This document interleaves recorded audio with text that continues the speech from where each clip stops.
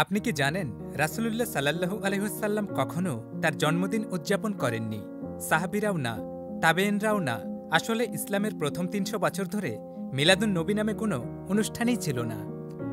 তাহলে এই উদযাপন শুরু হলো কোথা থেকে, আর কিভাবেই বা এলো আমাদের এই বাংলায়? গল্পটা শুরু হয় ১০ম শতাব্দীর মিশরে। তখন শাসক ছিলেন ফাতিমিদ বংশ, একটি শিয়া রাজবংশ। তারা জনগণের হৃদয় জিততে এবং নিজেদের রাজনৈতিক অবস্থান মজবুত রাখতে চেয়েছিল। তাই তারা চালু করল কিছু উৎসব।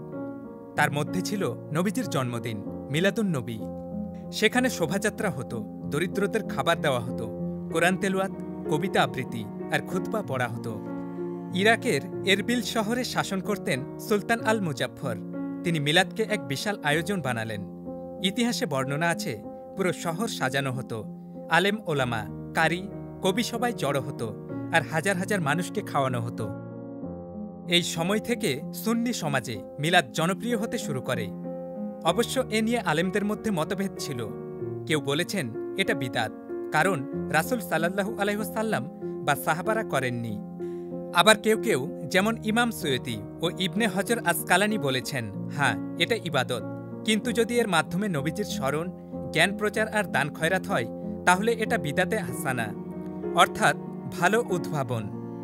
এভাবেই ধীরে ধীরে মিলাদ পুরো মুসলিম দুনিয়ায় প্রতিষ্ঠিত হল। উসমানীয়রা একে রাষ্ট্রীয় ছুটি বানাল।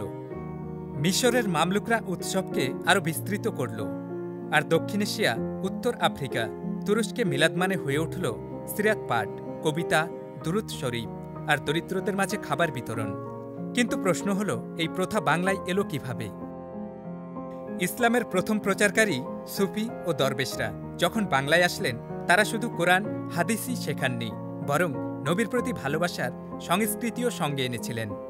মসজিদে, খানকায়, মাদ্রাসায় ১২ রবিউল আওয়াল রাতে মিলাদ মাহফিল বসত। সেখানে হতো কোরআন তেলাওয়াত, নবীর জীবন কথা ও সিরাত পাঠ, দুরূদ শরীফ পড়া, কবিতা আবৃত্তি আর খাবার বিতরণ। ধীরে ধীরে এটা বাংলার লোকজ সংস্কৃতির অংশ হয়ে যায়।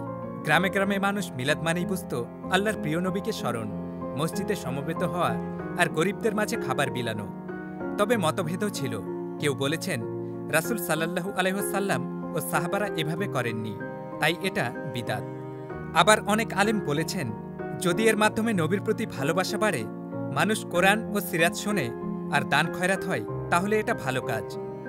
কিন্তু উদ্দেশ্য যদি হয় রাসূল সাল্লাল্লাহু আলাইহি ওয়াসাল্লামকে ভালোবেসে স্মরণ করা, তবে আপনি এটা প্রতিদিনই করতে পারেন, তার সুন্নাহ অনুসরণ করে। সবাই ভালো থাকবেন আর শেয়ার করে ভিডিওটি সবার মাঝে ছড়িয়ে দিন। আল্লাহ হাফেজ।